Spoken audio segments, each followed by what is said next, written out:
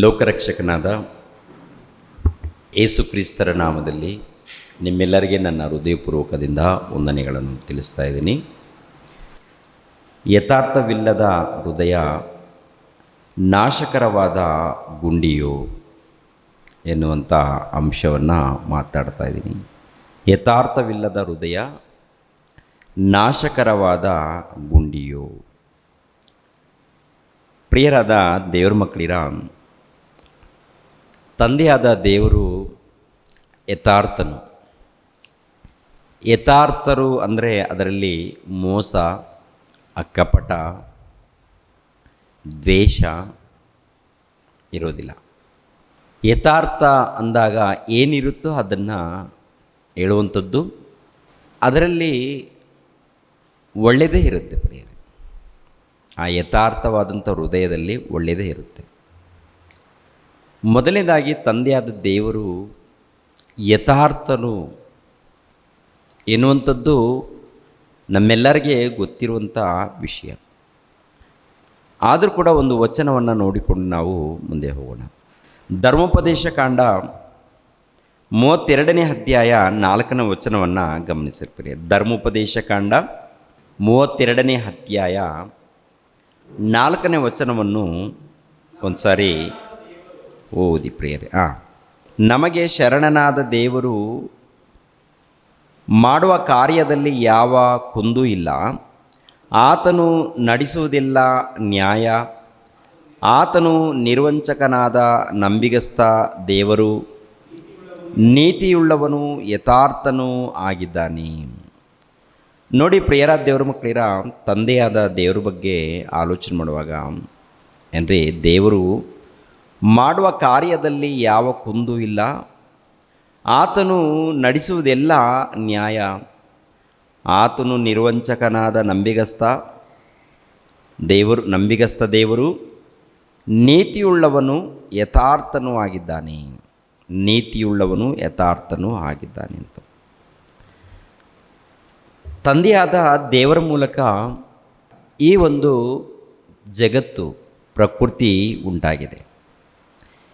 ಈ ಪ್ರಕೃತಿಯಲ್ಲಿ ನೋಡುವಾಗ ಯಾವ ಕುಂದು ಇಲ್ಲ, ಯಾವ ಮೋಸ ಇಲ್ಲ ಏನ್ರಿ, ಅನ್ಯಾಯ ಇಲ್ಲ, ನ್ಯಾಯ ಇದೆ, ಒಳ್ಳೆಯದೂ ಇದೆ ಎಲ್ಲದರಲ್ಲಿ. ಅದೇ ಪ್ರಕಾರ ಆತನು ಕೊಡುವಂಥ ಧರ್ಮಶಾಸ್ತ್ರ ಇದೆಯಲ್ಲಿ, ಆತನು ಮೋಶೆ ಮೂಲಕ ಕೊಟ್ಟಿರುವಂಥ ಧರ್ಮಶಾಸ್ತ್ರವನ್ನು ಆಲೋಚನೆ ಮಾಡುವಾಗ ಅದರಲ್ಲಿ ಕೂಡ ನ್ಯಾಯ ಇದೆ, ಒಳ್ಳೆಯದೂ ಇದೆ. ಯಾಕೆಂದರೆ ದೇವರು ಒಳ್ಳೆಯದನ್ನು ಬಯಸಿ ನನ್ನ ಮಕ್ಕಳು ಒಳ್ಳೆಯವರಾಗಿರಬೇಕು, ನನ್ನ ಮಕ್ಕಳು ಯಥಾರ್ಥರಾಗಿ ಜೀವಿಸಬೇಕು, ಈ ಲೋಕದಲ್ಲಿ ಶ್ರೇಷ್ಠರಾಗಿ ಜೀವಿಸಬೇಕು, ನನ್ನ ಹಾಗೆಯೇ ನನ್ನ ಮಕ್ಕಳು ಇರಬೇಕು ಅನ್ನೋದೇ. ನನ್ನ ಮಕ್ಕಳಾಗಿರುವಂಥ ಭೂಲೋಕದಲ್ಲಿ ಎಲ್ಲರೂ ಅಂದರೆ ಭೂಲೋಕದಲ್ಲಿ ಇದ್ದಂಥ ಸರ್ವ ಮಾನವರು ಸಾಕ್ಷಾತ್ತು ದೇವರಿಗೆ ಮಕ್ಕಳು. ಪ್ರಿಯರೇ, ಎಲ್ಲರ ವಿಷಯದಲ್ಲಿ ದೇವರು ಯೋಚನೆ ಮಾಡುವುದು ಒಂದೇ. ನಾನು ಯಥಾರ್ಥನಾಗಿದ್ದೀನಿ, ಅದೇ ಪ್ರಕಾರ ನೀವು ಕೂಡ ಯಥಾರ್ಥರಾಗಿರಬೇಕು. ನಾನು ಒಳ್ಳೆಯವನು, ನೀವು ಕೂಡ ಒಳ್ಳೆಯವರಾಗಿಯೇ ಇರಬೇಕು ಅಂತ. ನನ್ನ ಮೂಲಕ ಒಳ್ಳೆಯದಿದೆ, ಅದೇ ಪ್ರಕಾರ ನಿಮ್ಮ ಮೂಲಕ ಕೂಡ ಒಳ್ಳೆಯದೇ ನಡಿಬೇಕು ಸಮಾಜದಲ್ಲಿ ಅಂತ ನೋಡಿ. ಕ್ರಿಸ್ತ ಪೂರ್ವದಲ್ಲಿ ಎಲ್ಲ ಜನಾಂಗದವರು ಕೆಟ್ಟೋಗಿದ್ದಾರೆ, ಎಲ್ಲ ಪ್ರಾಂತದಲ್ಲಿದ್ದವರೆಲ್ಲ ಕೆಟ್ಟೋಗಿದ್ದಾರೆ. ಅದರಲ್ಲಿ ಒಬ್ಬ ಭಕ್ತನು ಅಂದರೆ ಅಬ್ರಹಾಮನು, ಆತನನ್ನು ನೋಡಿ ಆತನನ್ನು ಆರಿಸಿಕೊಂಡು ಆತನ ಒಂದು ವಂಶದ ಮೂಲಕ ಲೋಕದಲ್ಲಿದ್ದವರಿಗೆಲ್ಲರಿಗೂ ದೇವರ ಒಂದು ಯಥಾರ್ಥವನ್ನು, ದೇವರ ಒಂದು ನ್ಯಾಯವನ್ನು ಎಲ್ಲರಿಗೂ ಪರಿಚಯ ಮಾಡಬೇಕು ಎನ್ನುವಂಥ ಉದ್ದೇಶದಿಂದ ಏನ್ರಿ ಇಸ್ರೇಲ್ ಜನಾಂಗದವರನ್ನು ಆರಿಸಿಕೊಂಡಿರುವಂಥದ್ದು ನೋಡುತ್ತೇವೆ. ಅವರ ಮಧ್ಯದಲ್ಲಿ ಧರ್ಮಶಾಸ್ತ್ರ ಕೊಟ್ಟಿದ್ದಾರೆ. ಆ ಧರ್ಮಶಾಸ್ತ್ರವನ್ನು ಕೊಡುವಾಗ ದೇವರು ಮೋಶೆ ಮೂಲಕ ಹೇಳಿರುವಂಥ ಮಾತು ಪ್ರೇರಿ ಮಾತು. ಇನ್ನೊಂದು ಮಾತನ್ನು ಕೂಡ ನಾವು ನೋಡೋಣ. ಅದೇ ಧರ್ಮೋಪದೇಶ ಕಾಂಡ 6ನೇ ಅಧ್ಯಾಯ 18ನೇ ವಚನವನ್ನು ನೋಡಿ. ಧರ್ಮೋಪದೇಶ ಕಾಂಡ 6ನೇ ಅಧ್ಯಾಯ 18ನೇ ವಚನವನ್ನು ನೋಡಿ ಪ್ರಿಯರೇ. ಯೆಹೋವನ ದೃಷ್ಟಿಗೆ ಯಾವುದು ನ್ಯಾಯವೂ ಯೋಗ್ಯವೂ ಆಗಿದೆಯೋ ಅದನ್ನೇ ಮಾಡಬೇಕು. ಹೀಗೆ ನಡೆದರೆ ನಿಮಗೆ ಶುಭ ಉಂಟಾಗುವುದು. ಶುಭ ಉಂಟಾಗುವುದು ಹೀಗೆ ನಡೆದರೆ ಅಂದರೆ ದೇವರ ದೃಷ್ಟಿಗೆ ಯಾವುದು ನ್ಯಾಯವೂ ಆಗಿದೆ, ಯೋಗ್ಯವೂ ಆಗಿದೆಯೋ ಅದನ್ನು ನೀವೇನು ಮಾಡಬೇಕು. ನ್ಯಾಯವಾದದ್ದನ್ನು ಇಟ್ಕೋಬೇಕು. ಯೋಗ್ಯವಾದದ್ದನ್ನು, ನ್ಯಾಯವಾದದ್ದನ್ನು, ಯೋಗ್ಯವಾದದ್ದನ್ನು ನೀವೇನು ಮಾಡಬೇಕು? ಪಾಲಿಸಬೇಕು. ಹೀಗೆ ನಡಿಬೇಕು ಅಂತ ಹೇಳ್ತಾರೆ. ನ್ಯಾಯವಾದದ್ದನ್ನು, ಯೋಗ್ಯವಾದದ್ದನ್ನು ಅಂತ ನೋಡುವಾಗ ಧರ್ಮಶಾಸ್ತ್ರ. ಈ ಧರ್ಮಶಾಸ್ತ್ರದಲ್ಲಿ ಯಾವುದು ನ್ಯಾಯವಾಗಿದೆ, ಯಾವುದು ಯೋಗ್ಯವಾಗಿದೆ ಎಲ್ಲ ಕೂಡ ಅದರಲ್ಲಿ ಬರೆಸಿದ್ದಾರೆ. ದೇವರು ಬರೆಸಿರುವಂಥದ್ದನ್ನು ಇದೆ ನೋಡಿ, ನಾವು ಕಲಿಬೇಕು. ಎಲ್ಲರೂ ಕೂಡ ನಾವು ಈ ಲೋಕದಲ್ಲಿ ಕಲಿಬೇಕು, ಕಲಿತು ಪಾಲಿಸಬೇಕು. ನಾವು ಏನನ್ನು ಕಲಿತೀವಿ ಅಂತ ನೋಡುವಾಗ ಲೋಕದಲ್ಲಿ ಇದ್ದಂಥ ಎಲ್ಲ ವಿದ್ಯೆಯನ್ನು ಕಲಿತೀವಿ, ಉದ್ಯೋಗ ಮಾಡೋದಕ್ಕೆ ಕಲಿತೀವಿ. ಲೋಕದಲ್ಲಿ ಏನೇ ಮಾಡಲಿ ಅದು ಶರೀರಕ್ಕೆ ಅಂದರೆ ತಾತ್ಕಾಲಿಕವಾದಂಥ ಈ ಜೀವಿತವನ್ನು ಜೀವಿಸೋದಕ್ಕೆ ಅದು ಉಪಯೋಗ ಪಡುತ್ತೆ ವಿನಃ ಶಾಶ್ವತವಾದಂಥ ಲೋಕ ಅದು ಕೊಡಲ್ಲ. ಶಾಶ್ವತವಾದಂಥ ಲೋಕವನ್ನು ಕೊಡುವಂಥದ್ದು ಇದೆ ನೋಡಿ, ಅದು ದೇವರ ಮೂಲಕ ಬರುವಂಥದ್ದು, ದೇವರ ಮೂಲಕ ಸಿಗುವಂಥದ್ದು ಪ್ರಿಯರೇ. ದೇವರ ಮೂಲಕ ಸಿಗುವಂಥದ್ದು ಇದೆ ನೋಡಿ, ಅದನ್ನು ಪಡ್ಕೊಳ್ಬೇಕಾದ್ರೆ ನಾನು ಹೇಳಿದ್ದನ್ನು ನೀವು ಪಾಲಿಸಿರಿ ಅಂತಾರೆ. ನನಗೆ ಇಷ್ಟವಾದದ್ದನ್ನು, ನನ್ನ ದೃಷ್ಟಿಗೆ ಯೋಗ್ಯವಾದದ್ದನ್ನು, ನನ್ನ ದೃಷ್ಟಿಗೆ ಒಳ್ಳೆಯದನ್ನು ಅದನ್ನು ನೀವು ಪಾಲಿಸಬೇಕು ಅಂತ ಹೇಳ್ತಾರೆ. ಅದನ್ನು ಪಾಲಿಸಬೇಕು ಅಂತ ಹೇಳ್ತಾರೆ. ಪಾಲಿಸಬೇಕಾದ್ರೆ ಓದಬೇಕು, ಕೇಳಬೇಕು, ಧ್ಯಾನಿಸಬೇಕು, ಪಾಲಿಸಬೇಕಲ್ವ. ಮತ್ತು ಓದೋರು ಯಾರಿದ್ದಾರೆ, ಧ್ಯಾನಿಸೋರು ಯಾರಿದ್ದಾರೆ, ಪಾಲಿಸೋರು ಯಾರಿದ್ದಾರೆ ಅಂತ ನೋಡುವಾಗ ಬೋಧಿಸೋರಿದ್ದಾರೆ. ಯಾರಿದ್ದಾರೆ ಹೇಳಿ? ಬೋಧಿಸುವವರೇ ಬಹಳ ಮಂದಿ ಇದ್ದಾರೆ, ಸ್ವಲ್ಪ ಮಂದಿ ಇದ್ದಾರೆ. ಬಹಳ ಮಂದಿ ಬೋಧಿಸೋರಿದ್ದಾರೆ. ಯಾರು ಬೇಕು ದೇವರಿಗೆ? ಬೋಧಿಸುವವರು ಬೇಕು, ಇಲ್ಲಂತಲ್ಲ, ಪಾಲಿಸುವವರು ಬೇಕು. ಪಾಲಿಸುವವರಿಗೆ ದೇವರು ನಿತ್ಯ ಲೋಕವನ್ನು ಕೊಡ್ತಾರ, ಬೋಧಿಸುವವರಿಗೆ ಕೊಡ್ತಾರ ಏನ್ರಿ? ಮೊಟ್ಟ ಮೊದಲು ಪಾಲಿಸಬೇಕು, ವಿಧೇಯರಾಗಬೇಕು, ಆಮೇಲೆ ಬೋಧಿಸ್ಬೇಕು ಅಂತಾರೆ. ಅವೆಲ್ಲ ಗೊತ್ತಿಲ್ಲ ರೀ, ನಾನು 4 ಮಾತು ಕಲಿತೀನಿ, ನಾನು ಹೇಳ್ತೀನಿ ಅಂದರೆ ಕಲ್ತಿದ್ದೀಯಾ ಹೇಳ್ತಿದ್ಯಾ ನಿನ್ನ ತೃಪ್ತಿಗೋಸ್ಕರ, ನಿನ್ನ ತೃಪ್ತಿಗೋಸ್ಕರ ಅಷ್ಟೇ. ನಿತ್ಯ ಲೋಕವನ್ನು ಪಡಿಬೇಕು, ಸ್ವರ್ಗವನ್ನು ಪಡಿಬೇಕು ಅಂದರೆ ಪ್ರಿಯರ ದೇವ್ರ ಮಕ್ಕಳಿರ ಖಂಡಿತವಾಗಿ ದೇವರು ಹೇಳಿರುವಂಥ ಮಾತುಗಳನ್ನು ಪಾಲಿಸಬೇಕು, ಯಥಾರ್ಥರಾಗಿ ಬದುಕಬೇಕಂತ ಹೇಳ್ತಾರೆ. ಯಥಾರ್ಥ ಹೃದಯಗಳಾಗಿ. ಯಥಾರ್ಥರು ಯಾರಾದರೂ ಇದ್ದಾರಾ ಅಂತ ನೋಡುವಾಗ ತುಂಬ ಜನ ಇದ್ದಾರೆ. ನೋಹಾನನು ಕಾಣ್ತಾನೆ, ಆನೋಕನು ಕಾಣ್ತಾನೆ, ಏನ್ರಿ ಹೇಬೇಲನು ಕಾಣ್ತಾನೆ, ಮೋಶೆ ಕಾಣ್ತಾರೆ. ಅದೇ ಪ್ರಕಾರ ಅಬ್ರಹಾಮನು, ಕೆಲವರು ಒಳ್ಳೆಯ ಭಕ್ತರು ಇದರಲ್ಲಿ ಕಾಣ್ತಾರೆ ಪ್ರಿಯರೇ. ಅವರೆಲ್ಲರೂ ಕೂಡ ಒಳ್ಳೆ ಹೃದಯ, ಯಥಾರ್ಥ ಹೃದಯ ಅಂದರೆ ಹೃದಯದಲ್ಲಿ ಕಪಟ, ಹೃದಯದಲ್ಲಿ ಮೋಸ ಇಟ್ಕೊಂಡು, ವೇಷಧಾರಣೆಯನ್ನು ತುಂಬಿಸಿಕೊಂಡು ಅವರು ದೇವರನ್ನು ಹಿಂಬಾಲಿಸಲಿಲ್ಲ. ದೇವರು ಅವರನ್ನು ನೋಡಿ ಇಷ್ಟಪಟ್ಟಿದ್ದಾನಂದರೆ ಅವರ ಯಥಾರ್ಥವಾದಂಥ ಹೃದಯಗಳೇ ಕಾರಣ. ಏನು ಕಾರಣ ಹೇಳಿ? ಯಥಾರ್ಥವಾದಂಥ ಹೃದಯಗಳೇ ಕಾರಣ ಪ್ರಿಯರ ದೇವ್ರ ಮಕ್ಕಳಿರ. ನಮ್ಮಲ್ಲಿ ಯಥಾರ್ಥವಾದಂಥ ಹೃದಯ ಇದೆಯಾ? ಯಥಾರ್ಥವಾದಂಥ ಮನಸ್ಸು ಆದರೆ ಈ ಮನಸ್ಸು ಯಥಾರ್ಥವಾದಂಥ ಮನಸ್ಸ ಅಥವಾ ಒಳಗಡೆ ಏನಾದರೂ ಕಪಟ ಏನಾದರೂ ತುಂಬಿಕೊಂಡಿದೆಯಾ? ಒಂದು ವೇಳೆ ಆಗಿ ಇದ್ದರೆ ಪ್ರಿಯರಾದ ದೇವ್ರ ಮಕ್ಕಳಿರ, ದೇವರು ಹೇಳುವಂಥದ್ದು ಮಾತು ಅದೇನಂತ ಗೊತ್ತಾ? ಅದು ನಾಶನಕ್ಕೆ ಹೋಗುವಂಥ ಗುಂಡಿ ಅಂತಾನೆ. ಎಲ್ಲಿರುತ್ತೆ ಆ ಮಾತಂತೂ ನೋಡುವಾಗ ಕೀರ್ತನೆ ಗ್ರಂಥ 5ನೇ ಅಧ್ಯಾಯ 9ನೇ ವಚನವನ್ನು ನೋಡಿ. ಕೀರ್ತನೆ ಗ್ರಂಥ 5ನೇ ಅಧ್ಯಾಯ 9ನೇ ವಚನವನ್ನು ಗಮನಿಸಿರಿ ಪ್ರಿಯರಾದ ದೇವರ ಮಕ್ಕಳು. ಅವರ ಬಾಯಲ್ಲಿ ಯಥಾರ್ಥತ್ವವಿಲ್ಲ, ಅವರ ನಾಲಿಗೆಯಿಂದ ಸವಿ ಮಾತನಾಡಿದರು, ಅವರ ಹೃದಯವು ನಾಶಕರವಾದ ಗುಂಡಿ, ಅವರ ಗಂಟಲು ತೆರೆದಿರುವ ಸಮಾಧಿ. ಅವರ ಹೃದಯವು ಯಾವ ಥರ ಗುಂಡಿ ಅಂತೆ? ನಾಶಕರವಾದಂಥ ಗುಂಡಿಯಾಗಿದೆ ಅಂತೆ. ನಾಶಕರವಾದಂಥ ಗುಂಡಿ ಅಂದರೆ ಏನ್ರಿ ಪ್ರಕಟಣೆ ಗ್ರಂಥದಲ್ಲಿ ಬರೀತಾರೆ 20ನೇ ಅಧ್ಯಾಯ 14-15 ವಚನದಲ್ಲಿ ನೋಡುವಾಗ, ಆ ನಾಶಕರವಾದ ಗುಂಡಿ ಬೇರೆ ಯಾವುದೂ ಅಲ್ಲ, ಬೆಂಕಿಯ ಕೊಂಡ ಎನ್ನುವಂಥ ಗುಂಡಿ. ಬೆಂಕಿಯ ಕೊಂಡ ಅದು ಎರಡನೇ ಮರಣ. ಈ ಎರಡನೇ ಮರಣಕ್ಕೆ ಹೋಗೋದಕ್ಕೆ ಯಾವುದು ಸಿದ್ಧವಾಗಿದೆ ಅಂತ ನೋಡುವಾಗ ಏನದು, ಯಥಾರ್ಥವಿಲ್ಲದ ಹೃದಯಗಳು. ಯಥಾರ್ಥವಿಲ್ಲದ ಹೃದಯಗಳು. ಹೃದಯದಲ್ಲಿ ಪ್ರಿಯರ ದೇವ್ರ ಮಕ್ಕಳಿರ ಈ ಕಪಟ ಎನ್ನುವಂಥದ್ದು, ಇಲ್ಲ ವೇಷಧಾರಣೆ ಎನ್ನುವಂಥದ್ದು, ಮೋಸ ಎನ್ನುವಂಥದ್ದು ಇದ್ದಾಗ ಅವರಿಗೆ ಸಿಗುವಂಥ ಈ ಪಾಲು ಇದೆ ನೋಡಿ, ನಾಶಕರವಾದಂಥ ಗುಂಡಿ. ಇವಾಗ ಯಥಾರ್ಥರು ಯಾರಿದ್ದಾರೆ ಅಂತ ನೋಡುವಾಗ ಅನೇಕ ಮಂದಿ ಭಕ್ತರಿದ್ದಾರೆ. ಆ ಭಕ್ತರನ್ನು ದೇವರು ಇಷ್ಟಪಟ್ಟಿದ್ದಾನೆ. ದಾವಿದನನ್ನು ಕುರಿತು ಹೇಳುವಂಥ ಮಾತು ಗೊತ್ತಾ, ನಾನು ಮೆಚ್ಚುವ ಮನುಷ್ಯನು ಅಂತಾನೆ. ನಾನು ಇಷ್ಟಪಟ್ಟಂಥ ಮನುಷ್ಯ, ನಾನು ಮೆಚ್ಚುವಂಥ ಮನುಷ್ಯನು ಈತನು, ನಾನು ಮೆಚ್ಚುವಂಥ ಮನುಷ್ಯ ಈತನು. ದಾವಿದನನ್ನು ಕುರಿತು ಹೇಳಿರುವಂಥ ಮಾತು ನಾವು ಓದ್ತೀವಿ, ನೋಡ್ತೀವಿ, ಕೇಳ್ತೀವಿ, ಆದರೆ ಅವರ ಹಾಗೆ ನಾವು ಬದುಕಲ್ಲ. ಒಂದು ವೇಳೆ ಬದುಕಿದರೆ ಅವ್ರು ಎಲ್ಲೆಲ್ಲಿ ತಪ್ಪು ಮಾಡಿರ್ತಾರೋ ನೋಡಿ, ಆ ತಪ್ಪುಗಳನ್ನು ಮಾತ್ರ ಕ್ಯಾಚ್ ಮಾಡ್ತೀವಿ. ಎಲ್ಲೇ ಕೆಲವು ತಪ್ಪುಗಳಿರುತ್ತಲ್ಲ, ತಪ್ಪುಗಳನ್ನು ಕ್ಯಾಚ್ ಮಾಡಿ ಆ ತಪ್ಪುಗಳನ್ನು ನೆರವೇರಿಸ್ತೇವೆ ವಿನಃ ಒಳ್ಳೆದಿದೆ ಅಂತ ತಿಳ್ಕೊಳ್ಳಿ ಆ ಒಳ್ಳೆಯದನ್ನು ಮಾತ್ರ ಮಾಡಲ್ಲ. ಕೆಲವರು ಕುಡುಕರು ಇರ್ತಾರೆ. ಕೆಲವರು ಕುಡುಕರು ಏನು ಮಾಡ್ತಾರೆ ಅಂತ ನೋಡುವಾಗ ಪ್ರಾರ್ಥನೆಗೆ ಬರ್ತಾರೆ, ಮತ್ತೆ ಎಲ್ಲಿಗೆ ಹೋಗ್ತಾರೆ ಅಂದರೆ ಈ ಕುಡುಕು ಚಟವನ್ನು ಬಿಡದೆ ಅಭ್ಯಾಸ ಮಾಡ್ಕೊಂಡಿರ್ತಾರೆ, ಹೋಗ್ತಾ ಇರ್ತಾರೆ. ಏನಾದರೂ ಕೇಳಿದ್ರೆ ಯಾರು ಕುಡ್ದಿಲ್ಲ, ನೋಹಾನನು ಕುಡ್ದಿಲ್ವಾ, ಇನ್ನೊಬ್ರು ಕುಡ್ದಿಲ್ವಾ, ಅವ್ರು ಕುಡ್ದಿಲ್ವಾ ಅಂತೇಳಿ ಕೆಲವರು ವಚನಗಳಿರುತ್ತಲ್ವ, ಅದನ್ನು ತೋರಿಸ್ತಾರೆ ಇವರು. ಏನು ಮಾಡ, ಹೌದಲ್ವಾ ಅಂದರೆ ಆ ಸಂದರ್ಭ ಏನು ಒಂದು ಆಲೋಚನೆ ಮಾಡಲ್ಲ ಪ್ರಿಯರ ದೇವ್ರ ಮಕ್ಕಳು, ಅವ್ರನ್ನ ಆಲೋಚನೆ ಮಾಡ್ತಾರೆ.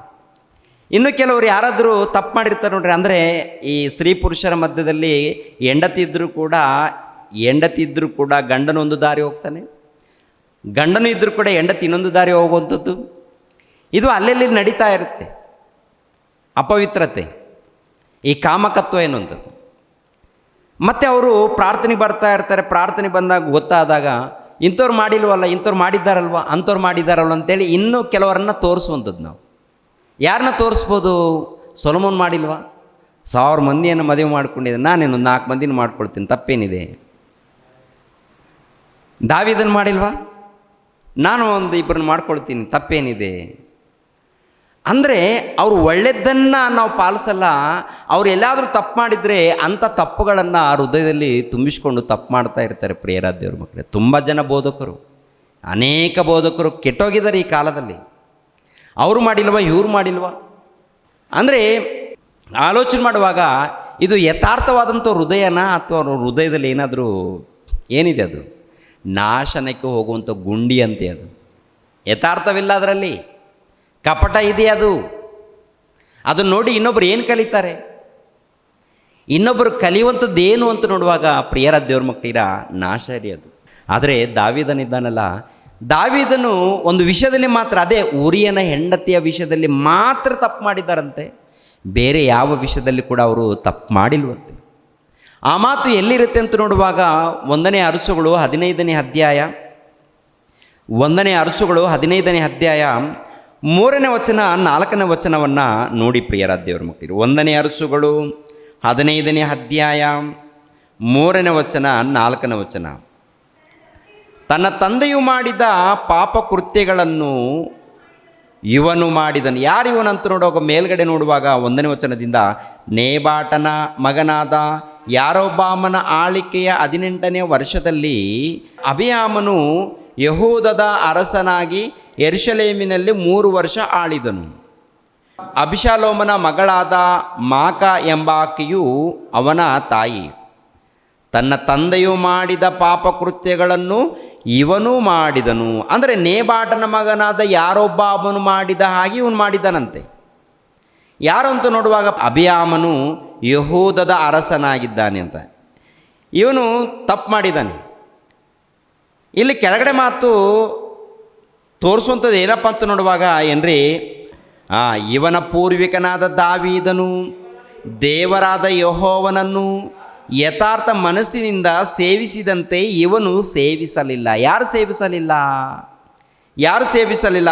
ನೇಬಾಟನ ಮಗನಾದ ಯಾರೊಬ್ಬಾಮನ ಆಳ್ವಿಕೆಯ 18ನೇ ವರ್ಷದಲ್ಲಿ ಅಬಿಯಾಮನು ಯೆಹೂದದ ಅರಸನಾಗಿ ಯೆರೂಸಲೇಮಿನಲ್ಲಿ 3 ವರ್ಷ ಆಳಿದನು. ಇವನು ದಾವಿದನ ಹಾಗೆ ಸೇವಿಸಿಲ್ಲ ಅಂತೆ, ದಾವಿದನ ಹಾಗೆ ನಡ್ಕೊಂಡಿಲ್ಲ, ಸೇವೆ ಮಾಡಿಲ್ಲ. ದಾವಿದನೇ ಹೇಗೆ ಮಾಡಿದ್ದಾನೆ ಅಂತ ನೋಡುವಾಗ ದಾವಿದನ ಬಗ್ಗೆ ಇಲ್ಲಿ ಹೇಳ್ತಾ ಇದೆ ನೋಡಿ. ಆದರೂ ಹಿತ್ತಿಯನಾದ ಉರಿಯನ ವಿಷಯ ಹೊರತಾಗಿ ಬೇರೆ ಯಾವ ವಿಷಯದಲ್ಲಿಯೂ ತನ್ನ ಆಜ್ಞೆಯನ್ನು ಮೀರದೆ ಜೀವದಿಂದಿರುವವರೆಗೂ ತನ್ನ ಚಿತ್ತಾನುಸಾರವಾಗಿ ನಡೆದ ದಾವೀದನ ನಿಮಿತ್ತವಾಗಿ ಯೆಹೋವನು ಯೆರೂಸಲೇಮಿನಲ್ಲಿ ಇವನ ದೀಪವನ್ನು ಆರಿಸಲಿಲ್ಲ ಅಂತಿರುತ್ತೆ. ಅಂದರೆ ಇಲ್ಲಿ ಒಂದು ಮಾತು ಗಮನಿಸಬೇಕು. ದಾವೀದನು ಒಂದು ವೇಳೆ ತಪ್ಪು ಮಾಡಿದ್ದಾನ, ಪಾಪ ಮಾಡಿದ್ದಾನ ಅಂತ ನೋಡುವಾಗ ಮಾಡಿದ್ದಾನೆ. ಅದು ಉರಿಯನ ಹೆಂಡತಿ ವಿಷಯದಲ್ಲಿ. ಅದು ಬಿಟ್ಟರೆ ಆತನ ಜೀವಿತದಲ್ಲಿ ಎಲ್ಲಿ ಕೂಡ ತಪ್ಪು ಮಾಡಿಲ್ವಂತೆ. ಆತನು ಎಲ್ಲಿ ತಪ್ಪು ಮಾಡಿಲ್ವಂತೆ ಪ್ರಿಯರೇ.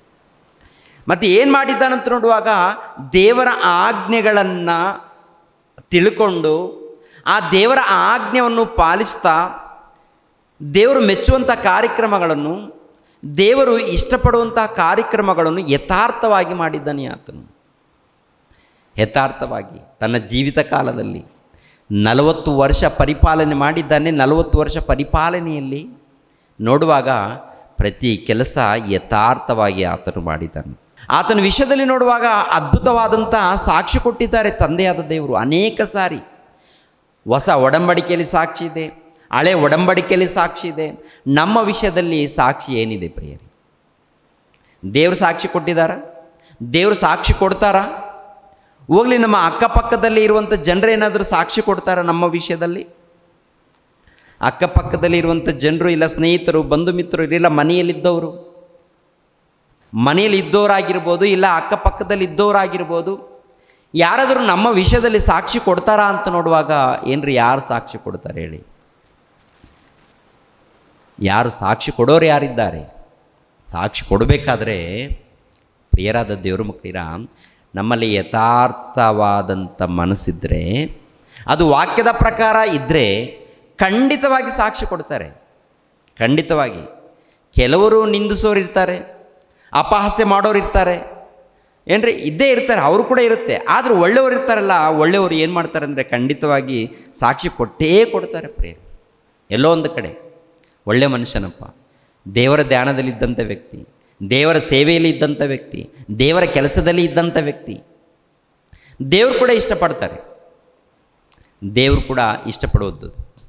ಈ ದಾವೀದನ ವಿಷಯದಲ್ಲಿ ನೋಡುವಾಗ ದೇವ್ರಿಗೋಸ್ಕರ ಒಂದು ಅದ್ಭುತವಾದಂಥ ಮಂದಿರವನ್ನು ಕಟ್ಟಬೇಕು ಎನ್ನುವಂಥದ್ದು ಯೋಚನೆ ಮಾಡ್ತಾರೆ. ಈ ದಾವೀದನ ಎಲ್ಲಿರ್ತಾನಂತ ನೋಡುವಾಗ ದೊಡ್ಡ ಅರಮನೆಯಲ್ಲಿ.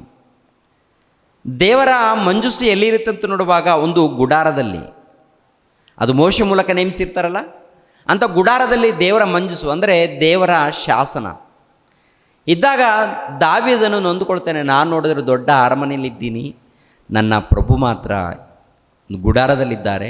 ಹಾಗಲ್ಲ, ದೇವರು ಉನ್ನತವಾಗಿ ಕಾಣಬೇಕು, ದೇವರನ್ನು ಉನ್ನತ ಸ್ಥಾನದಲ್ಲಿ ನಾವು ತೋರಿಸ್ಬೇಕು, ದೇವರನ್ನು ಒಳ್ಳೆ ರೀತಿಯಲ್ಲಿ ಪರಿಚಯ ಮಾಡಬೇಕು. ಪ್ರಪಂಚದಲ್ಲಿ ನಂಬರ್ 1 ಸ್ಥಾನದಲ್ಲಿ, ಮೊದಲನೇ ಸ್ಥಾನದಲ್ಲಿ ಅದ್ಭುತವಾಗಿ ದೇವರನ್ನು ಪರಿಚಯ ಮಾಡಬೇಕು ಅಂತೇಳಿ ಆಲೋಚನೆ ಮಾಡಿದಾಗ ಪ್ರಿಯರ ದೇವ್ರ ಮಕ್ಕಳಿರ, ಪ್ರವಾದಿಯನ್ನು ಕರೆ ಕಳಿಸ್ಕೊಂಡು ನಾನು ಈ ಥರ ದೇವ್ರಿಗೋಸ್ಕರ ಆಲಯವನ್ನು ಕಟ್ಟಬೇಕು ಅಂದಾಗ ಏನ್ರಿ, ದೇವರು ಪ್ರವಾದಿ ಮೂಲಕ ಹೇಳುವಂಥದ್ದು ಏನಪ್ಪ ಅಂದರೆ, ಬೇಡ ಮಗನೇ, ನಿನ್ನ ಮಗನ ಮೂಲಕ ನಾನು ಕಟ್ಟಿಸ್ಕೊಳ್ತೀನಿ ಅಂತ ಹೇಳ್ತಾರೆ.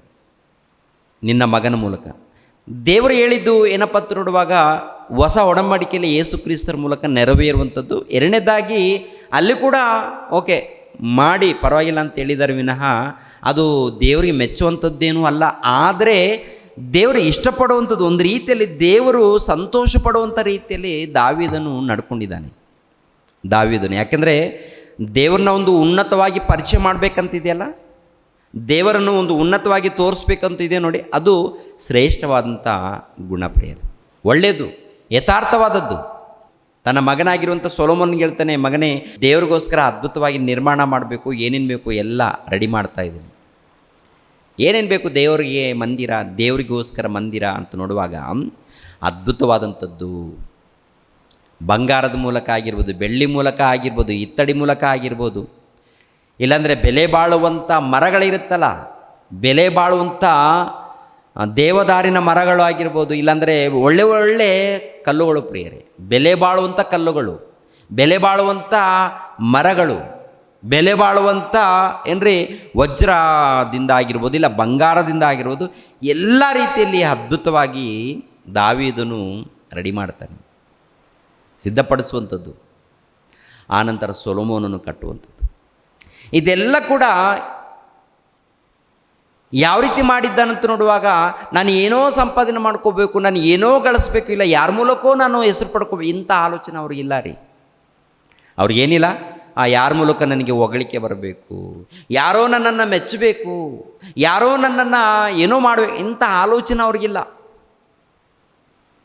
ಈಗಿನ ಕಾಲದಲ್ಲಿ ಪ್ರಿಯರ ದೇವ್ರ ಮಕ್ಕಳಿರ ಕಾರ್ಯಕ್ರಮಗಳು ಮಾಡ್ತಾಯಿದ್ರು. ನಮ್ಮ ಆಲೋಚನೆಗಳೇನಿರುತ್ತೆ ಅಂದರೆ, ಕೆಲವರು ಕಾರ್ಯಕ್ರಮಗಳನ್ನು ಮಾಡ್ತಾ ಇರ್ತಾರೆ. ಕೆಲವರು ಕಾರ್ಯಕ್ರಮಗಳನ್ನು ಮಾಡುವಾಗ ಯಾರನ್ನೋ ಮೆಚ್ಚಿಸೋದಕ್ಕೆ ಮಾಡ್ತಾ ಇರ್ತಾರೆ. ಯಾರನ್ನೋ ಮೆಚ್ಚಿಸಿದರೆ ದೇವ್ರ ಮೂಲಕ ಪ್ರತಿಫಲ ಇಲ್ಲ ರೀ. ಮನುಷ್ಯರ ಮೂಲಕ ಮೆಚ್ಚುಗೆ ಬೇಕಾ? ಮನುಷ್ಯರ ಮೂಲಕ ಹೊಗಳಿಕೆ ಬೇಕಾ ಅಮ್ಮ? ಮನುಷ್ಯರು ಹೊಗಳಿದ್ರೇನು, ಮನುಷ್ಯರು ಬಿಟ್ಟರೆ ಏನು, ಮನುಷ್ಯರು ನಿಂದಿಸಿದ್ರೆ ನಮಗೇನು? ನಿಂದಿಸಿದ್ರು ಹೊಗಳಿದ್ರು ಯಾವುದಕ್ಕೂ ಪ್ರಿಯರ ದೇವ್ರ ಮಕ್ಕಳಿರ ನಾವು ಹೊಗಳಿದ್ದೀರ ಅಂತ ತಿಳ್ಕೊಳ್ಳಿ, ತುಂಬ ಚೆನ್ನಾಗಿ ಹೊಗಳಿದ್ದೀರ ಅಂತೇಳಿ, ಅಬ್ಬಬ್ಬಬ್ಬ ಹೊಗಳಿದ್ದೀರ ಅಂತೇಳಿ ತುಂಬ ಸಂತೋಷ ಪಡುವಂಥದ್ದು ಇದ್ದಿದ್ರೆ ದೇವ್ರ ದೃಷ್ಟಿಯಲ್ಲಿ ಮತ್ತೆ ಶಾಪಗ್ರಸ್ತರಾಗ್ತೀವಿ. ಯಾರಾದರೂ ನಿಂದಿಸಿದಾರೆ ಅಂತ ತಿಳ್ಕೊಳ್ಳಿ, ಬಾಯಿಗೆ ಬಂದಂಗೆ ಬೈಯುವಂಥದ್ದು ಇಲ್ಲ ನಿಂದಿಸುವಂಥದ್ದು ಇದ್ದಾಗ, ಇಂಥದ್ದಿದ್ದಾಗ ಮತ್ತೆ ನಾವು ಕುಂದಿ ಹೋಗಬಾರ್ದು ಅಂತ ಹೇಳ್ತಾರೆ. ಕುಂದಿ ಹೋಗಬಾರ್ದು, ಮಾನಸಿಕವಾಗಿ ಕುಂದಿ ಹೋಗಬಾರ್ದು. ಪ್ರಿಯರ ದೇವ್ರ ಮಕ್ಕಳಿಗೆ ಹೇಗಿದ್ದರೂ ಇದು ಮಾನವ ದೇಹ ಅಲ್ವ, ಇದು ಅನುಭವಿಸುತ್ತೆ. ಯಾರು ಹೇಳಿದ್ರು, ಎಷ್ಟು ಹೇಳಿದ್ರು, ದೇವರು ಹೇಳಿದ್ರು, ಕೆಲವು ಸಂದರ್ಭಗಳಲ್ಲಿ ತಡ್ಕೊಳಕ್ಕಾಗಲ್ಲ. ಆದರೂ ಕೂಡ ವಾಕ್ಯದ ಮೂಲಕ ನಾವು ಸಿದ್ಧರಾಗಬೇಕು ಅಂತ ಹೇಳ್ತಾರೆ. ಏನ್ರಿ, ದಾವೀದನ ವಿಷಯದಲ್ಲಿ ಒಳ್ಳೆ ರೀತಿಯಲ್ಲಿ, ಅದೇ ಪ್ರಕಾರ ಯೋಬನ ವಿಷಯದಲ್ಲಿ ಕೂಡ ನೋಡುವಾಗ, ಯೋಬನ ವಿಷಯದಲ್ಲಿ ದೇವರು ಹೇಳಿರುವಂಥ ಮಾತನ್ನು ಒಂದು ಸಾರಿ ಗಮನಿಸ್ರಿ. ಯೋಬನ ಗ್ರಂಥ 1ನೇ ಅಧ್ಯಾಯ 7ನೇ ವಚನವನ್ನು ನೋಡಿ. ಯೋಬನ ಗ್ರಂಥ 1ನೇ ಅಧ್ಯಾಯ 7ನೇ ವಚನವನ್ನು, ಇಲ್ಲ 6ನೇ ವಚನದಲ್ಲಿ ನೋಡಿ ಪ್ರಿಯರೇ. ಒಂದಾನೊಂದು ದಿನ ದೇವದೂತರು ಯೆಹೋವನ ಸನ್ನಿಧಿಯಲ್ಲಿ ಕಾಣಿಸಿಕೊಳ್ಳುವುದಕ್ಕೆ, ಏನ್ರಿ, ಯೆಹೋವನ ಸನ್ನಿಧಿಯಲ್ಲಿ ಕಾಣಿಸಿಕೊಳ್ಳುವುದಕ್ಕೆ ಬರಲಾಗಿ ಸೈತಾನನು ಎಂಬ ಆಪಾದಕ ದೂತನು ಅವರ ಜೊತೆಯಲ್ಲಿ ಬಂದನು. ಯೆಹೋವನು ಸೈತಾನನು ಎಲ್ಲಿಂದ ಬಂದಿ ಎಂದು ಕೇಳಲು, ಸೈತಾನನು ಯೆಹೋವನಿಗೆ, ಭೂಲೋಕದಲ್ಲಿ ಸಂಚರಿಸುತ್ತಾ ಅಲ್ಲೆಲ್ಲಿ ತಿರುಗುತ್ತಾ ಇದ್ದು ಬಂದೆನು ಎಂದು ಹೇಳಿದನು. ಆಗ ಯೆಹೋವನು, ನನ್ನ ದಾಸನಾದ ಯೋಬನ ಮೇಲೆ ಗಮನವಿಟ್ಟಿಯಾ? ಅವನು ದೇವರಲ್ಲಿ ಭಯಭಕ್ತಿಯುಳ್ಳವನಾಗಿ ಕೆಟ್ಟದ್ದನ್ನು ನಿರಾಕರಿಸುತ್ತಾ ನಿರ್ದೋಷಿಯೂ ಯಥಾರ್ಥ ಚಿತ್ತನೂ ಆಗಿದ್ದಾನೆ. ಅವನಿಗೆ ಸಮಾನನು ಭೂಲೋಕದಲ್ಲಿ ಎಲ್ಲಿಯೂ ಸಿಕ್ಕುವುದಿಲ್ಲವೆಂದು ಸೈತಾನನಿಗೆ ಹೇಳಿದನು. ಅಂದರೆ ಯೋಬನನ್ನು ನೋಡಿದೀಯಾ ಸೈತಾನನೇ? ನೋಡಿದ್ದೀನಿ. ಅಂಥ ಮನುಷ್ಯನು ಎಲ್ಲಿ ಸಿಕ್ಕಲ್ಲ, ಯಥಾರ್ಥನು. ಎಂಥ ಯಥಾರ್ಥ ಅಂತ ನೋಡುವಾಗ, ಏನ್ರಿ, ದೊಡ್ಡ ಶ್ರೀಮಂತನು, ಆ ದೇಶದಲ್ಲಿ ದೊಡ್ಡ ಶ್ರೀಮಂತನು, ಆಸ್ತಿ ಎಲ್ಲ ಇದೆ. ಆತನು ನೋಡುವಾಗ ಪ್ರಿಯರ ದೇವ್ರ ಮಕ್ಕಳಿರ ತನ್ನ ಮಕ್ಕಳು ಔತಣವನ್ನು, ಪ್ರತಿನಿತ್ಯ ಔತಣವನ್ನು ನಡೆಸುವಂಥದ್ದು ಅಂತ ಪ್ರಿಯರೇ. ಪ್ರತಿನಿತ್ಯ ಕೂಡ ಅಂದರೆ ಎಲ್ಲ ಕುಟುಂಬದವರು ಎಲ್ಲರೂ ಸೇರಿ, ಒಂದು ದಿನ ಅಣ್ಣನ ಮನೆಯಲ್ಲಿ, ಇನ್ನೊಂದು ದಿನ ತಮ್ಮನ ಮನೆಯಲ್ಲಿ, ಇನ್ನೊಂದು ದಿನ ಇನ್ನೊಬ್ಬರ ಮನೆಯಲ್ಲಿ, ಅವ್ರ ಮನೆಯಲ್ಲಿ ಔತಣ ಮಾಡಿಕೊಂಡು ಒಳ್ಳೆ ಒಳ್ಳೆ ಊಟ ಮಾಡಿಕೊಂಡು ಸಂತೋಷ ಪಡ್ತಾ ಇದ್ದಾರೆ. ಈ ಸಂತೋಷ ಪಡುವಂಥ ಈ ಸಮಯದಲ್ಲಿ ತಂದೆ ಏನು ಯೋಚನೆ ಮಾಡ್ತಾ ಇದ್ದಾನೆ ಗೊತ್ತಾ? ನನ್ನ ಮಕ್ಕಳು ಒಂದು ವೇಳೆ ಹೃದಯದಲ್ಲಿ ಪಾಪ ಮಾಡಿದ್ದಾರೇನೋ, ನನ್ನ ಮಕ್ಕಳು ಒಂದು ವೇಳೆ ಹೃದಯದಲ್ಲಿ ಪಾಪ ಮಾಡಿದ್ದಾರೆ ಏನು ಅಂತೇಳಿ ದೇವರ ಬಳಿಯಲ್ಲಿ ಹೋಗಿ ಕ್ಷಮಾಪಣೆ ಕೇಳುವಂಥದ್ದು ಪ್ರಿಯರ ದೇವರ ಮುಖ. ಬಲಿ ಕೊಡುವಂಥದ್ದು, ಕ್ಷಮಾಪಣೆ ಕೇಳುವಂಥದ್ದು ತಂದೆ. ಈಗಿನ ಕಾಲದಲ್ಲಿ ಯಾರಾದರೂ ತಂದೆ ತಾಯಿಗಳು ಕುಳಿತುಕೊಂಡು ನನ್ನ ಮಕ್ಕಳಿಗೋಸ್ಕರ ಆ ರೀತಿ ಕೇಳೋರಿದ್ದಾರಾ? ಮಕ್ಕಳಿಗೆ ಒಳ್ಳೆ ಮಾತುಗಳನ್ನು ಹೇಳೋರಿದ್ದಾರಾ? ಮಕ್ಕಳಿಗೆ ಸರಿಪಡಿಸುವಂಥ ಬೋಧನೆ ಹೇಳೋರಿದ್ದಾರ ಅಂತ ನೋಡುವಾಗ, ಮಕ್ಕಳಿರ ನೀವು ಒಳ್ಳೆ ವಿದ್ಯಾವಂತರಾಗಬೇಕು. ನೋಡಿರಿ ಮಕ್ಕಳಿರ, ನೀವು ಒಳ್ಳೆ ವಿದ್ಯಾವಂತರಾಗಬೇಕು. ವಿದ್ಯಾವಂತರಾಗಲಿ ತಪ್ಪೇನಿಲ್ಲ. ದೇವರ ವಿಷಯದಲ್ಲಿ ಭಕ್ತಿವಂತರು, ದೇವರ ವಿಷಯದಲ್ಲಿ ಯಥಾರ್ಥವಂತರು, ಇದ್ದಾರಂತ ನೋಡುವಾಗ ಯಥಾರ್ಥವಂತರು ಎಲ್ಲೊಬ್ಬರು ಕೋಟಿಗೊಬ್ಬರು, ಇಲ್ಲ ಲಕ್ಷಕ್ಕೊಬ್ಬರು, ಅಲ್ಲೊಬ್ಬರು ಇಲ್ಲೊಬ್ಬರು ಕಾಣ್ತಾ ಇರ್ತಾರೆ, ಎಲ್ಲೊಬ್ಬರು ಕಾಣ್ತಾ ಇರ್ತಾರೆ. ಆದರೆ ಸಭೆಯಲ್ಲಿದ್ದಂಥ ಪ್ರತಿಯೊಬ್ಬರ ಕುಟುಂಬದಲ್ಲಿ, ಪ್ರತಿಯೊಬ್ಬರ ಮನೆಯಲ್ಲಿ ಯಥಾರ್ಥರಾಗಿ ಕಾಣಬೇಕು. ಪ್ರತಿಯೊಬ್ಬರೂ ಹಾಗೆ ಕಾಣಬೇಕು. ನಮ್ಮ ಮಕ್ಕಳು ಕೂಡ ಯಥಾರ್ಥರಾಗಿ ಕಾಣಬೇಕು. ಮತ್ತು ಕಾಣುವಂಥದ್ದು ಅಷ್ಟು ಸುಲಭನ ಅಂತ ನೋಡುವಾಗ ಸುಲಭ ಅಲ್ಲ. ಅದು ಮೊಟ್ಟ ಮೊದಲು ಏನ್ರಿ, ಯೋಬನಿದ್ದಾನಲ್ಲ, ಆ ಯೋಬನ ಬಗ್ಗೆ ಯೋಚನೆ ಮಾಡುವಾಗ ತನ್ನ ಮಕ್ಕಳಿಗೋಸ್ಕರ ಏನ್ರಿ ವಿಜ್ಞಾಪನೆ ಮಾಡ್ತಾ ಇದ್ದಾರೆ. ಪಾಪ ಕ್ಷಮಾಪಣೆಗೋಸ್ಕರ ಬಲಿ ಕೊಡುವಂಥದ್ದು ನಡೀತಾ ಇದೆ. ನೋಡಿ ಕೆಳಗಡೆ ಮಾತು 1ನೇ ಅಧ್ಯಾಯ 2ನೇ ವಚನದಿಂದ ಓದಿ. ಅವನಿಗೆ 7 ಮಂದಿ ಗಂಡು ಮಕ್ಕಳು, 3 ಮಂದಿ ಹೆಣ್ಣು ಮಕ್ಕಳು ಇದ್ದರು. ಅವನಿಗೆ 7,000 ಕುರಿಗಳು, 3,000 ಒಂಟೆಗಳು, 500 ಜೋಡಿ ಎತ್ತುಗಳು, 500 ಹೆಣ್ಣು ಕತ್ತೆಗಳು, ಅನೇಕ ಸೇವಕರು ಇದ್ದದರಿಂದ ಅವನು ಮೂಡಣ ದೇಶದವರೆಲ್ಲ ಹೆಚ್ಚು ಸ್ವಾಸ್ಥ್ಯವುಳ್ಳವನಾಗಿದ್ದನು. ಅವನ ಕುಮಾರರು ಒಂದೊಂದು ದಿನ ಒಬ್ಬೊಬ್ಬನ ಮನೆಯಲ್ಲಿ ಔತಣವನ್ನು ನಡೆಸುತ್ತಾ ಆ ಭೋಜನಕ್ಕೆ ತಮ್ಮ 3 ಅಕ್ಕ ತಂಗಿಯರನ್ನು ಕರೆ ಕಳಿಸುತ್ತಿದ್ದರು. ಔತಣ ಸರದಿ ತೀರಿದ ನಂತರ ಯೋಬನು ತನ್ನ ಮಕ್ಕಳು ಒಂದು ವೇಳೆ ಹೃದಯದಲ್ಲಿ ದೇವರನ್ನು ದೂಷಿಸಿ ಪಾಪ ಮಾಡಿರಬಹುದು ಎಂದು ಅವರನ್ನು ಕರೆಸಿ ಶುದ್ಧಿಪಡಿಸಿ ಬೆಳಿಗ್ಗೆ ಎದ್ದು ಅವರ ಸಂಖ್ಯೆಗೆ ತಕ್ಕಂತೆ ಹೋಮಗಳನ್ನು ಅರ್ಪಿಸುತ್ತಿದ್ದನು. ಅಂದರೆ ಎಲ್ಲರ ವಿಷಯದಲ್ಲಿ, ಯಾರ ವಿಷಯದಲ್ಲಿ, ಟೋಟಲ್ ಎಲ್ಲ ಮಕ್ಕಳ ವಿಷಯದಲ್ಲಿ ಪ್ರತಿನಿತ್ಯ ನನ್ನ ಮಕ್ಕಳು ತಪ್ಪು ಮಾಡಿದ್ದಾರೇನೋ, ನನ್ನ ಮಕ್ಕಳು ಪಾಪ ಮಾಡಿದ್ದಾರೇನೋ, ನನ್ನ ಮಕ್ಕಳು ದೇವರ ವಿಷಯದಲ್ಲಿ ಒಂದು ವೇಳೆ ತಪ್ಪು ಮಾಡಿ ಪಾಪ ಮಾಡಿದ್ದಾರೇನಂತೇಳಿ ಒಬ್ಬ ತಂದೆ ಯೋಚನೆ ಮಾಡುವಂಥದ್ದು ನೋಡಿ ಪ್ರಿಯರಾದ ದೇವರ ಮಕ್ಕಳಿರ. ಈಗಿನ ಕಾಲದಲ್ಲಿ ತಂದೆ ತಾಯಿಗಳು ಹೇಗೆ ಇದ್ದಾರೆ? ಪ್ರಪಂಚ ದೇಶದಲ್ಲಿ ಯಥಾರ್ಥರಿದ್ದಾರಾ? ಮಕ್ಕಳನ್ನು ಕಾಪಾಡಿಕೊಳ್ಬೇಕು ಎಂಬುವಂಥ ಆಲೋಚನೆಯಲ್ಲಿದ್ದಾರಾ?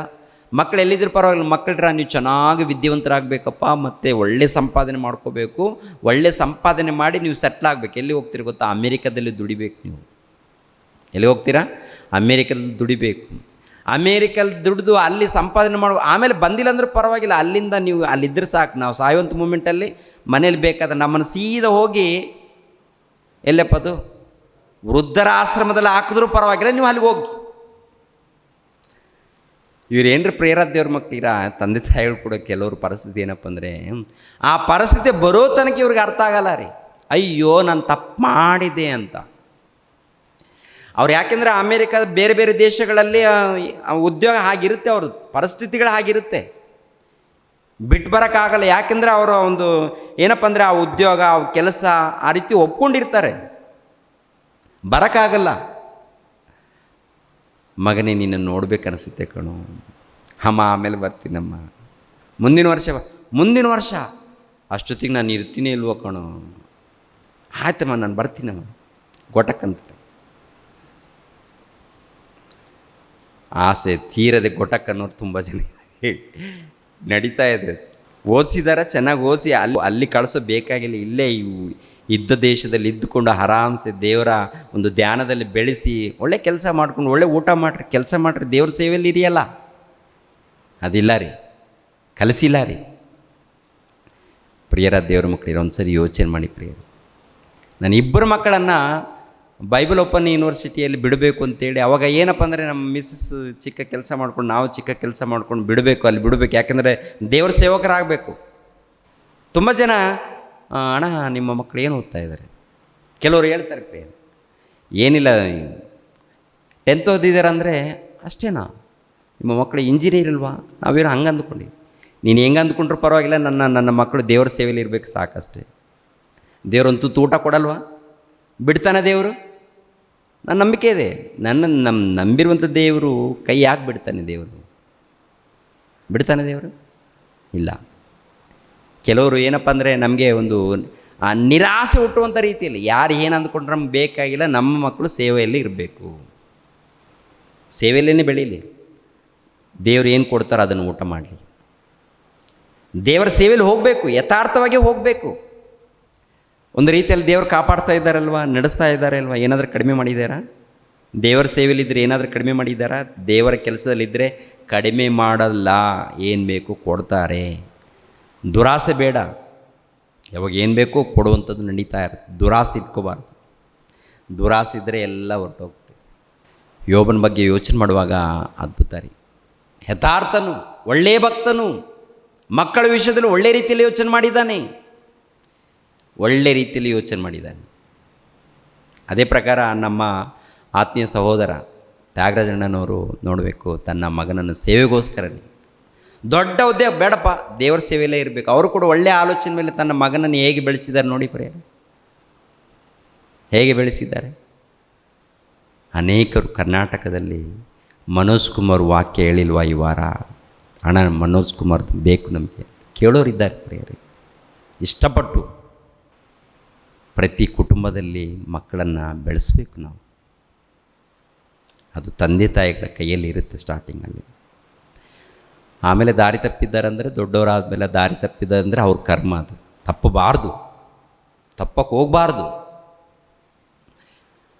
ತುಂಬ ಸಂತೋಷ ಪಡ್ತೀನಿ ಮನೋಜ್ ವಿಷಯದಲ್ಲಾಗಲಿ, ಬಿಲ್ಸನ್ ವಿಷಯದಲ್ಲಾಗಲಿ, ಅದೇ ರೀತಿಯಲ್ಲಿ ಹರೀಶ್ ಆಗಲಿ, ಸಾಯಿ ಆಗಲಿ ಇನ್ನೂ ಹೆಚ್ಚಾಗಿ ಬೆಳಿಬೇಕು ಅಂತಲೇ ನಾನು ಕೋರ್ಕೊಡ್ತೀನಿ. ಅವರೆಲ್ಲರಿಗೋಸ್ಕರ ಪ್ರಾರ್ಥಿಸಿರ್ತೀನಿ.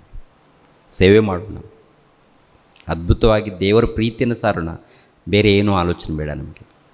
ಆ ರೀತಿ ಹೋಗೋಣ.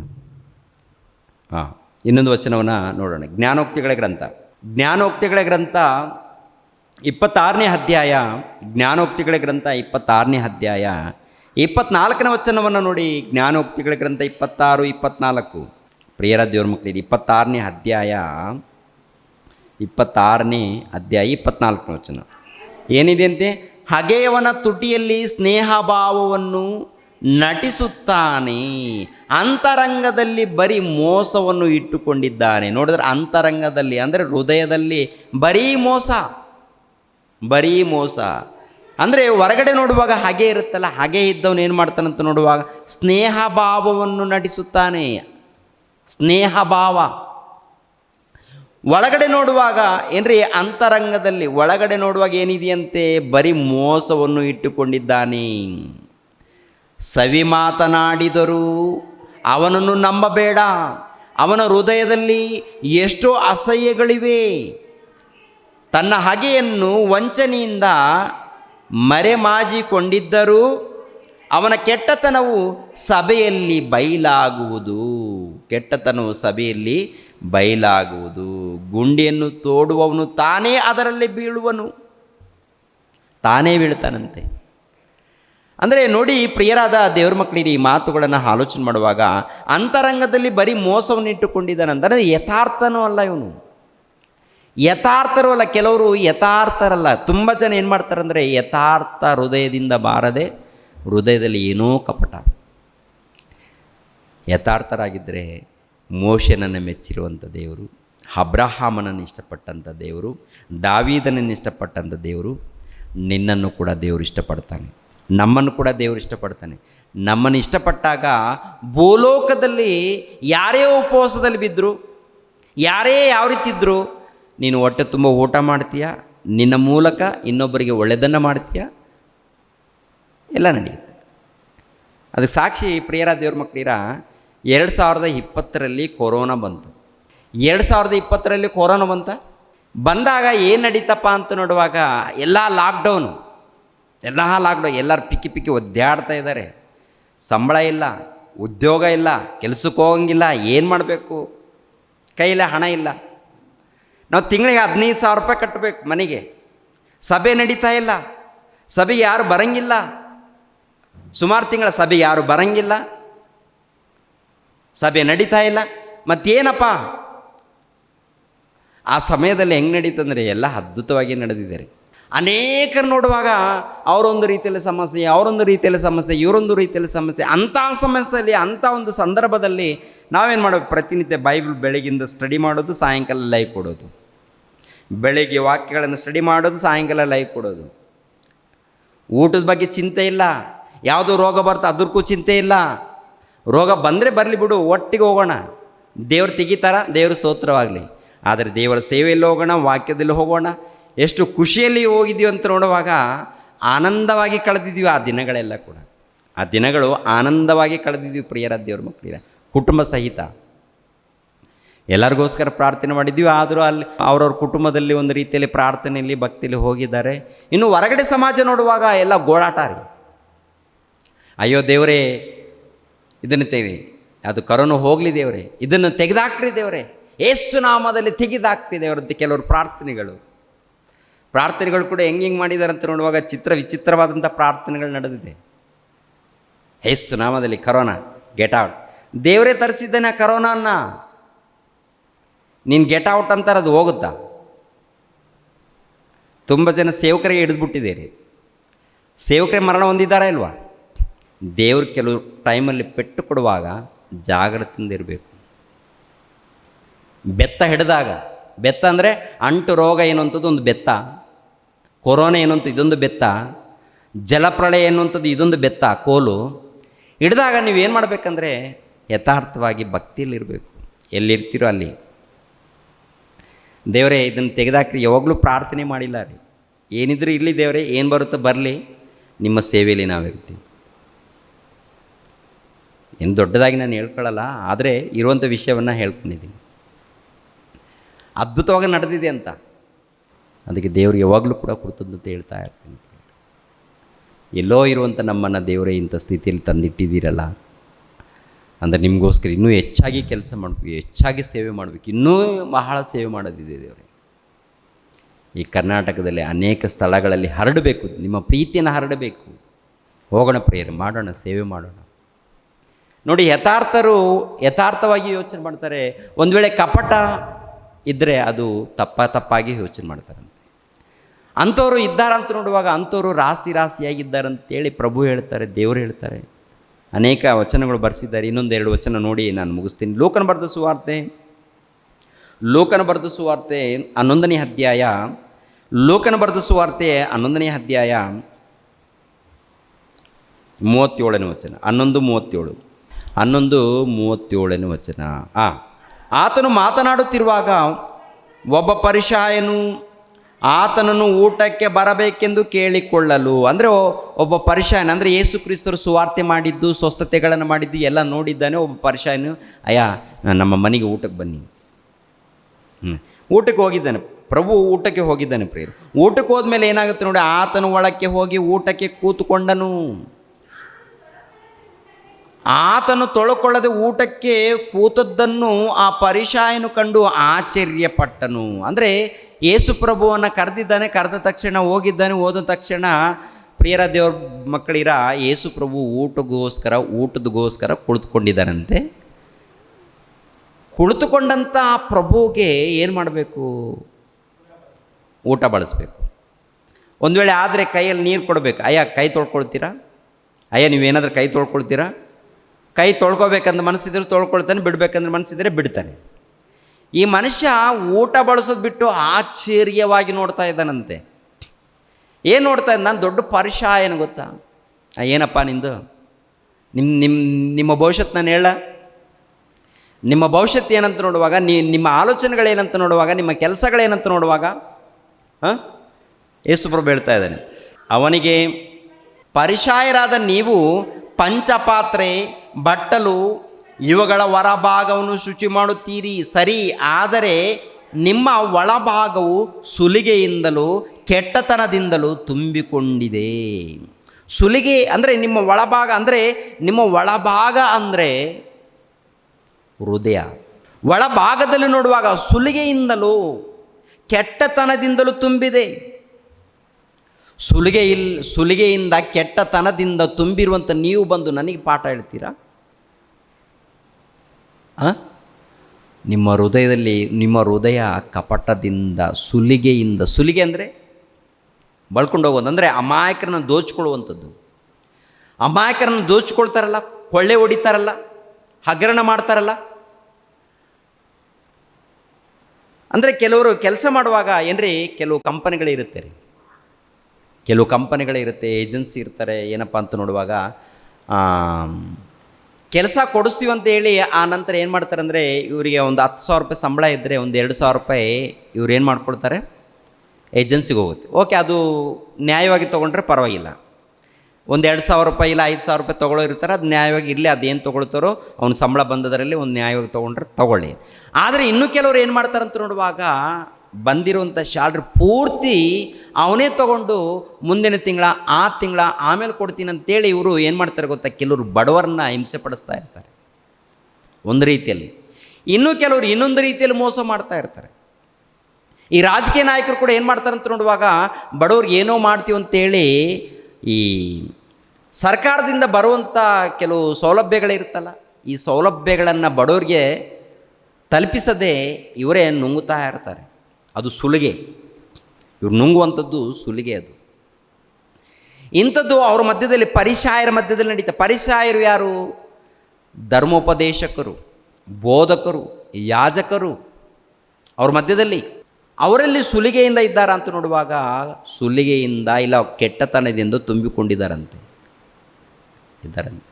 ನೋಡೋದಕ್ಕೆ ಹೊರಗಡೆ ಮಾತ್ರ ನಾವು ಪರಿಸಾಯರು ಅಂದರೆ ದೊಡ್ಡ ಸೇವಕರು ಗೊತ್ತಾ, ನೀನು ದೊಡ್ಡ ಸೇವಕರು ನಿನ್ನ ಮನೆಯಲ್ಲಿ, ನನಗೆ ಗೊತ್ತು ನೀನು ಯಾರಂತ ಪ್ರಭು ಹೇಳ್ತಾರೆ. ಹೌದಲ್ವ? ಅಂದರೆ ಆಗಿನ ಕಾಲದಲ್ಲಿ ಇದ್ದಂಥ ಆ ಪ್ರಜೆಗಳನ್ನು ಈಗಿನ ಕಾಲದಲ್ಲಿ ಯಾರು ಯಾವ ರೀತಿ ಇದ್ದಾರಂತ ಒಂದು ಸಾರಿ ಆಲೋಚನೆ ಮಾಡುವಾಗ ಏನ್ರಿ ಹೃದಯದಲ್ಲಿ ವಿಚಿತ್ರವಾದಂಥ ಯೋಚನೆಗಳು ತುಂಬಿಕೊಂಡಿದ್ದಾರೆ. ರೋಮಾಪುರದವರಿಗೆ ಬರೆದ ಪತ್ರಿಕೆ 1ನೇ ಅಧ್ಯಾಯ 28ನೇ ವಚನವನ್ನು ನೋಡಿ ಪ್ರಿಯರೇ. ರೋಮಾಪುರದವರಿಗೆ ಬರೆದ ಪತ್ರಿಕೆ 1ನೇ ಅಧ್ಯಾಯ 28ನೇ ವಚನದಿಂದ 1ನೇ ಅಧ್ಯಾಯ 28ನೇ ವಚನ. ಇದಲ್ಲದೆ ದೇವರ ಜ್ಞಾನವು ಅವರಿಗೆ ಇಷ್ಟವಿಲ್ಲದರಿಂದ ಅಲ್ಲದ ಕೃತ್ಯಗಳನ್ನು ನಡೆಸುವವರಾಗುವಂತೆ ದೇವರು ಅವರನ್ನು ಅನಿಷ್ಟ ಭಾವಕ್ಕೆ ಒಪ್ಪಿಸಿದನು. ಹೇಗೆಂದರೆ ಅವರು ಸಕಲ ವಿಧವಾದ ಅನ್ಯಾಯ, ದುರ್ಮಾರ್ಗತನ, ಲೋಲುಪ್ತಿ, ದುಷ್ಟತ್ವಗಳಿಂದಲೂ, ಹೊಟ್ಟೆಕಿಚ್ಚು, ಕೊಲೆ, ಜಗಳ, ಮೋಸ, ಹಗೆತನಗಳಿಂದಲೂ ತುಂಬಿದವರಾದರು. ನೋಡ್ರಿ, ಇವರು ಏನಪ್ಪ ಅಂತ ನೋಡುವಾಗ ಯಥಾರ್ಥ ಇಲ್ಲದೆ ಹೋದರೆ, ಹೃದಯದಲ್ಲಿ ದೇವರ ವಾಕ್ಯವನ್ನು ತುಂಬಿಸಿಕೊಳ್ಳದೆ ಹೋದರೆ, ದೇವರ ವಾಕ್ಯಕ್ಕೆ ಸ್ಥಾನ ಕೊಡದೆ ಹೋದರೆ ಇಂಥವೆಲ್ಲ ಇರುತ್ತೆ ಅಂತ ಪ್ರಿಯರೇ. ಇಂಥವೆಲ್ಲ ಏನೇನಿರುತ್ತೆ ಅಂತ ನೋಡುವಾಗ ಅವರು ಕಿವಿ ಊದುವವರು, ಅವರು ಚಾಡಿ ಹೇಳುವವರು, ದೇವರನ್ನು ದ್ವೇಷಿಸುವವರು, ಸೊಕ್ಕಿನವರು, ಅಹಂಕಾರಿಗಳು, ಬಡಾಯಿ ಕೊಚ್ಚುವವರು, ಕೇಡನ್ನು ಕಲ್ಪಿಸುವವರು, ತಂದೆ ತಾಯಿಗಳ ಮಾತನ್ನು ಕೇಳದವರು, ವಿವೇಕವಿಲ್ಲದವರು, ಮಾತಿಗೆ ತಪ್ಪುವವರು, ಮಮತೆ ಇಲ್ಲದವರು, ಕರುಣೆ ಇಲ್ಲದವರು ಆದರು. ಇಂಥವುಗಳನ್ನು ನಡೆಸುವವರು ಮರಣಕ್ಕೆ ಪಾತ್ರರಾಗಿದ್ದಾರೆಂಬ ದೇವವಿಧಿಯ ಅವರಿಗೆ ತಿಳಿದಿದ್ದರೂ ಅವರು ತಾವೇ ಅವುಗಳನ್ನು ಮಾಡುವವರಲ್ಲದೆ ಮಾಡುವವರನ್ನು ಅನುಮೋದಿಸುತ್ತಾರೆ. ಅಂದರೆ ಇವರೆಲ್ಲರೂ ಯಾವುದಕ್ಕೆ ಪಾತ್ರರು ಅಂತ ನೋಡುವಾಗ ಮರಣಕ್ಕೆ ಪಾತ್ರರು. ಮರಣಕ್ಕೆ ಪಾತ್ರರು ಅಂದರೆ ಬೆಂಕಿಯ ಕೊಂಡಕ್ಕೆ ಪಾತ್ರರು, ಅಂದರೆ ನಾಶನದ ಗುಂಡಿಗೆ ಹೋಗುತ್ತಾರೆ. ನಾಶನದ ಗುಂಡಿ ಅಂದರೆ ಯಥಾರ್ಥ ಹೃದಯ ಎಲ್ಲದು ಹೋದರೆ ಹೋಗುವಂಥದ್ದಿಲ್ಲ. ಅದಕ್ಕೆ ತಪ್ಪಿಸ್ಕೊಡ್ಬೇಕಾದ್ರೆ ಮಾರ್ಗ, ಯಥಾರ್ಥವಾದಂಥ ಮಾರ್ಗ, ಅದು ದೇವರ ಮಾರ್ಗ, ದೇವರ ಮಾರ್ಗ, ಯೇಸು ಕ್ರಿಸ್ತರ ಮಾರ್ಗ. ಈ ಯೇಸು ಕ್ರಿಸ್ತರ ಮಾರ್ಗದಲ್ಲಿ ನಾವು ಎಲ್ಲಿದ್ದರೂ ಪರವಾಗಿಲ್ಲ, ಯಾವ ಸ್ಥಳದಲ್ಲಿದ್ದರೂ ಪರವಾಗಿಲ್ಲ, ದೇವರ ಧ್ಯಾನದಲ್ಲಿರೋಣ, ಭಕ್ತಿಯಲ್ಲಿರೋಣ, ಪ್ರಾರ್ಥನೆಯಲ್ಲಿರೋಣ. ಯಾರಾದರೂ ಅವಮಾನ ಪಡಿಸಿದ್ರಾ ದೇವ್ರಿಗೆ ಸ್ತೋತ್ರ, ಯಾರು ಮಾತಾಡಿಸಿಲ್ವಾ ದೇವ್ರಿಗೆ ಸ್ತೋತ್ರವಾಗಲಿ. ದೇವರೊಟ್ಟಿಗೆ ನಾವು ಮಾತಾಡೋಣ, ದೇವರ ಅನ್ಯೋನ್ಯತೆ ಸಹವಾಸದಲ್ಲಿರೋಣ, ದೇವರ ಧ್ಯಾನದಲ್ಲಿರೋಣ.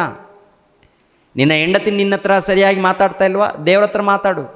ನಿನ್ನ ಗಂಡನು ನಿನ್ನ ಮಾತನ್ನು ಕೇಳ್ತಾ ಇಲ್ವಾ, ದೇವರ ಧ್ಯಾನದಲ್ಲಿರು, ದೇವರ ಕೆಲಸ, ದೇವರ ಆಲೋಚನೆಯಲ್ಲಿರು. ಯಾಕೆಂದರೆ ಆ ದೇವರು ನಿನಗೆ ತಂದೆ ಆಗಿರುವಾಗ, ನಿನಗೆ ಜೀವಿತವನ್ನು ಕೊಟ್ಟಂಥ ದೇವರಾಗಿರುವಾಗ ಆತನ ಸಹವಾಸದಲ್ಲಿ ನೀವು ಇರಬೇಕಮ್ಮ, ಆತನ ಧ್ಯಾನದಲ್ಲಿರಬೇಕು. ಇದ್ದಾಗ ನಮಗೂ ಆರೋಗ್ಯವಾಗಿರ್ತೀವಿ, ನಮ್ಮ ಕುಟುಂಬದಲ್ಲಿ ಎಲ್ಲರೂ ಆರೋಗ್ಯವಾಗಿರ್ತಾರೆ. ಅದೇ ಪ್ರಕಾರ ಸಭೆಯಲ್ಲಿ ಕೂಡ ಆತ್ಮಿಕವಾದಂಥ ಆರೋಗ್ಯದಲ್ಲಿ ಅವರು ಇರ್ತಾರೆ. ನಾವೆಲ್ಲರೂ ಹಾಗೆ ಹೋಗೋಣ, ಆತ್ಮಿಕವಾಗಿ ಬೆಳೆಯೋಣ, ದೇವರ ಧ್ಯಾನದಲ್ಲಿ ಬೆಳೆಯೋಣ, ವಾಕ್ಯದಲ್ಲಿ ಬೆಳೆಯೋಣ, ದೇವರ ಸೇವೆಯನ್ನು ನಾವು ಮಾಡೋಣ. ದೇವರು ನಿಮ್ಮನ್ನು ನನ್ನನ್ನು ಆಶೀರ್ವದಿಸಲಿ. ರಕ್ಷಕನಾದ ಯೇಸು ಕ್ರಿಸ್ತರ ನಾಮದಲ್ಲಿ ಆತ್ಮೀಯರೆಲ್ಲರಿಗೂ ಹೃತ್ಪೂರ್ವಕ ವಂದನೆಗಳನ್ನು ತಿಳಿಸ್ತಾ ಇದ್ದೇನೆ. ದೇವರ ಸೇವೆ ನಿಮಿತ್ತವಾಗಿ ಪ್ರಾರ್ಥಿಸಿರಿ ಹಾಗೂ ದೇವರ ಸೇವೆಯಲ್ಲಿ ಭಾಗಿಗಳು ಆಗಿ. ಪ್ರತಿಯೊಬ್ಬನು ತನ್ನ ಹೃದಯದಲ್ಲಿ ನಿರ್ಣಯಿಸಿಕೊಂಡ ಪ್ರಕಾರ ಕೊಡಲಿ. ದುಃಖದಿಂದಾಗಲಿ ಬಲಾತ್ಕಾರದಿಂದಾಗಲಿ ಯಾರೂ ಕೊಡಬಾರದು. ಯಾಕೆಂದರೆ ಸಂತೋಷವಾಗಿ ಕೊಡುವವನ ಮೇಲೆ ದೇವರಿಗೆ ಪ್ರೀತಿಯುಂಟು. 2 ಕೊರಿಂಥದವರಿಗೆ ಬರೆದ ಪತ್ರಿಕೆ 9ನೇ ಅಧ್ಯಾಯ 7ನೇ ವಚನ.